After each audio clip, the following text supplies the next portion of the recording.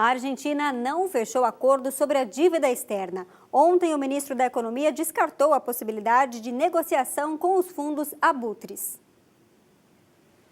O ministro da Economia argentina, Axel Kicillof, informou que os fundos abutres não aceitaram a oferta do governo com as mesmas condições concedidas em 2005 e 2010 e, por isso, o governo decidiu não quitar o débito.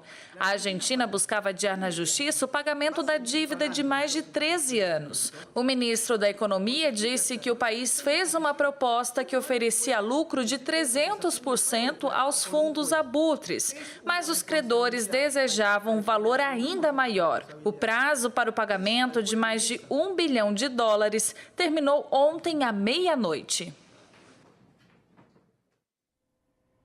Com a chamada de mais de 16 mil reservistas, a tropa militar de Israel passa a ter 86 mil soldados.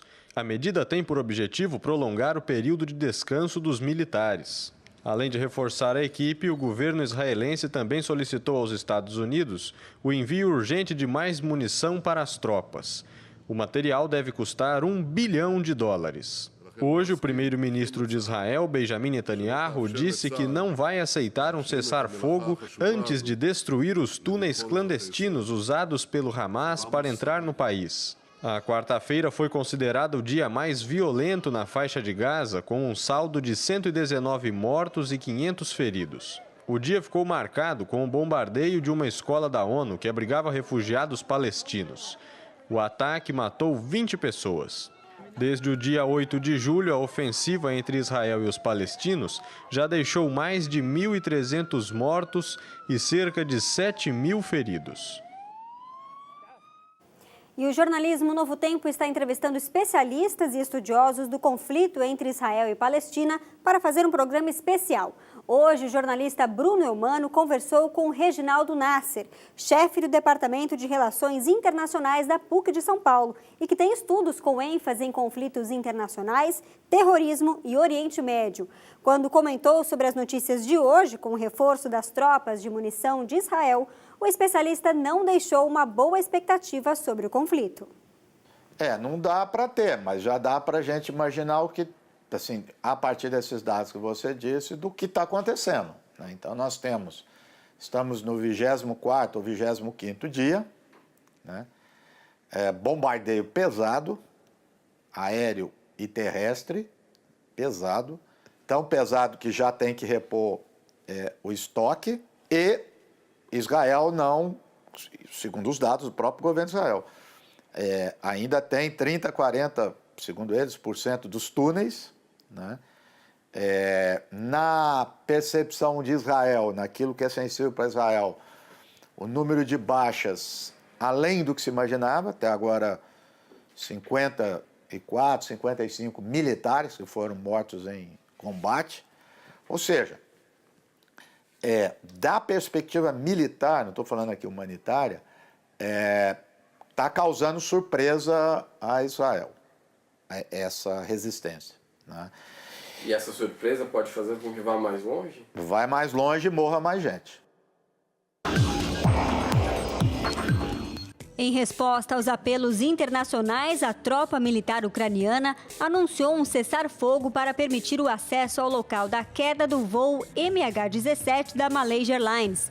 Hoje, um grupo de especialistas russos chegou ao leste da Ucrânia para examinar os destroços do avião.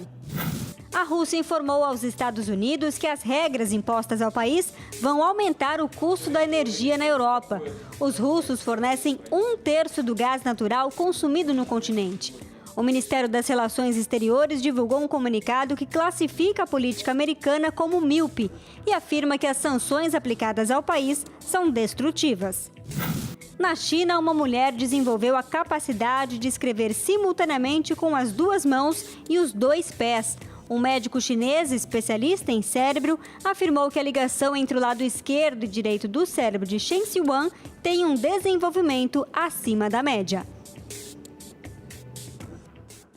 O Ministério Público quer mudar o local do julgamento de Fernandinho Beiramar, previsto para 26 de agosto na comarca de Duque de Caxias, na Baixada Fluminense. Há uma denúncia de planejamento de fuga. Tema de hoje no quadro É Seu Direito, com José Carlos Cataldi.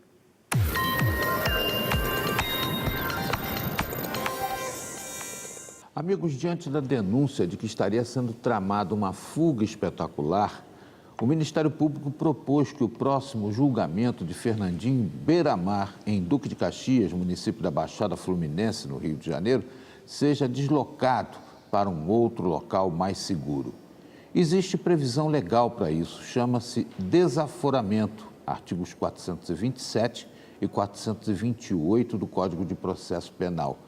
E é lógico, ninguém imagina que não seja altamente perigoso para as próprias testemunhas, para os jurados, que Fernandinho Beiramar venha a ser julgado num local sem muitos recursos de segurança como o Duque de Caxias. Daí porque a situação plena de possibilidade dessa transferência. Mas o Tribunal de Justiça do Rio de Janeiro não entendeu dessa forma e a discussão desse tema é levada ao Superior Tribunal de Justiça para ver se o julgamento vai acontecer em Caxias ou em outro local mais seguro.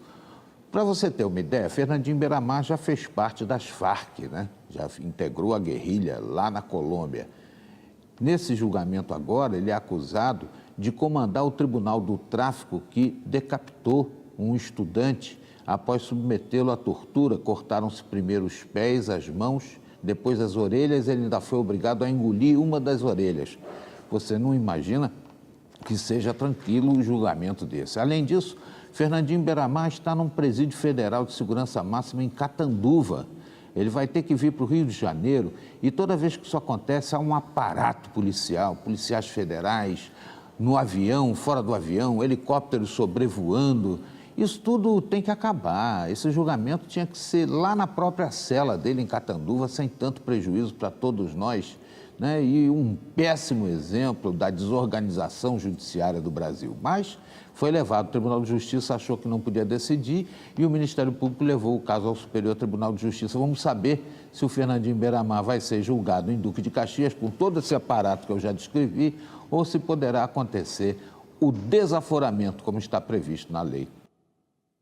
A Promotoria de Justiça de Itu, no interior de São Paulo, recomendou que a Prefeitura da cidade decrete estado de calamidade pública e emergência por causa da falta de água. Um inquérito civil foi aberto para apurar as responsabilidades pela escassez. Itu, a terra conhecida pelos objetos grandes e também pela falta de água nas torneiras, um problema constante dos últimos 3 meses na cidade. Para não perder a viagem, o posto já avisa: banheiros só para os funcionários. As tarefas domésticas se acumulam e a população tem que improvisar. Dona Sueli compra água mineral para a comida. O restante a família vai buscar numa bica.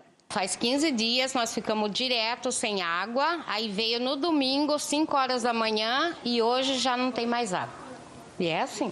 Para ter água em casa, a Dona Sueli usa esses baldes aqui. A água é usada para tomar banho, para lavar roupa e lavar a louça. No entanto, ela também é um alvo fácil para a sujeira e também para a formação de criadouros do mosquito da dengue. O Ministério Público recomendou que a Prefeitura decrete estado de emergência e de calamidade pública. Os promotores afirmam que a precariedade no abastecimento de água não ocorre somente devido à estiagem, mas vem de anos de má gestão e falta de investimentos sérios.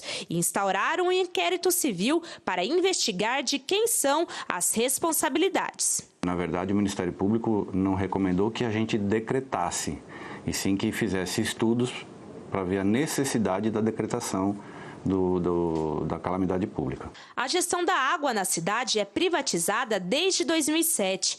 Procurada pela reportagem, a concessionária do serviço, Águas de Itu, diz que a modernização da rede de abastecimento tem sido feita. Esta especialista diz que não falta água na cidade, mas que é preciso investir para que ela chegue até os moradores. A gente tem, na verdade, um gravíssimo problema de má gestão do saneamento, que não é prioridade, só vira prioridade quando a gente chega prestes à calamidade pública, ou quando falta água ou quando tem enchente. Enquanto a solução não chega, quem sofre mais uma vez é a população. Espero que eles tomem providência, porque está todo mundo com raiva. Não pode mais limpar a casa do jeito que a gente gosta.